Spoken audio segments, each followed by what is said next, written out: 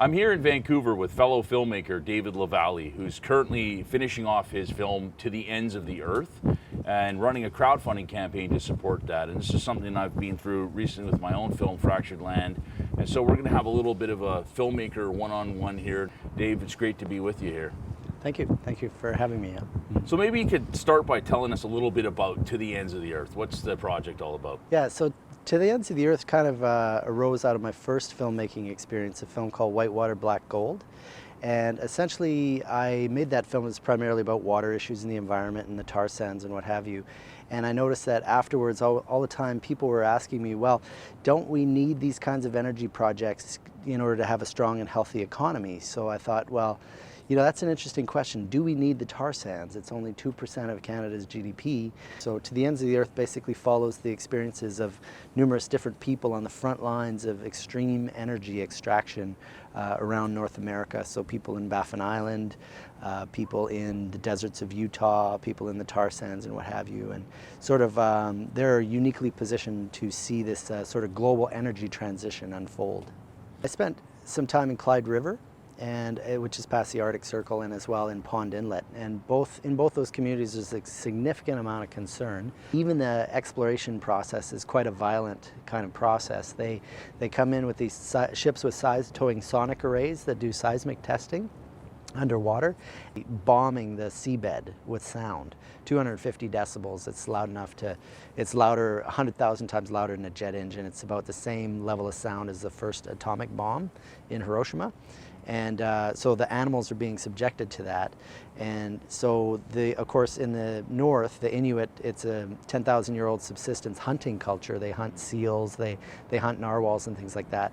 And so they're quite concerned about the impacts on marine mammals of their traditional harvest. And so that was kind of an interesting thing to see, that even these people up in the far-flung ends of the earth are being subjected to, you know, the kinds of things like fracking, for example, that we have to put up with down here. Like getting in to the tar sands and some of these big exploration operations, you're dealing with companies. They don't probably really want you there, as certainly has been my experience, filming what they're doing. So how did you navigate those challenges? Actually, interestingly, one of the most intense experiences I had in this whole process of shooting was dealing with the anti-terrorism unit of the RCMP right here in Vancouver.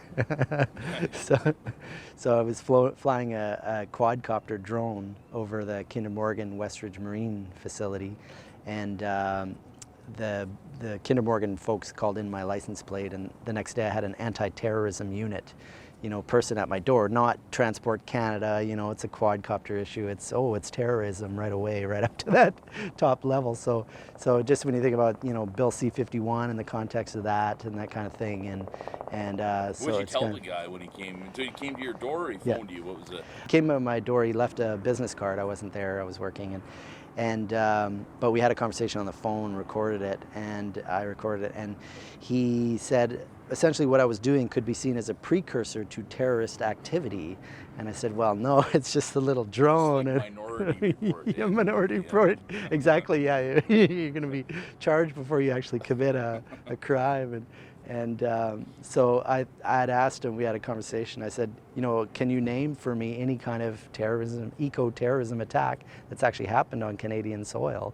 And he had to go back to the 1980s, some group called the Squamish Five that I haven't even heard of, to find an example. Of course, from my previous film, Whitewater Black Gold, I was quite used to the fact that whenever you pull over to the side of the road to try and get some visuals of a tailings pond or whatever, that security is going to be on you right away. We had this sort of MO of hide in plain sight, and so what we did is we rented a big Ford F-150 truck, and we had safety vests, we had pylons, and nobody batted an eyelid. We were flying a drone over the tailings ponds and what have you, and no issues whatsoever.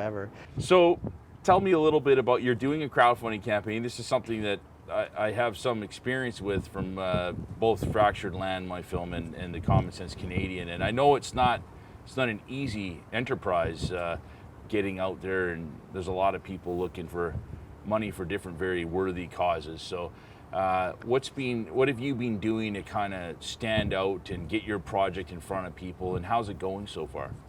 Yeah, so we're about 20% funded. We're only a week in right now. It's going pretty well. We're just laying the groundwork, and we're hoping to have a successful campaign. Beyond the money, I think something that's really that I love about crowdfunding is it's such a democratic way to get media out in the world. No corporate influence whatsoever. It's me speaking directly to the crowd, to my audience, without having any middleman shape my message in any way.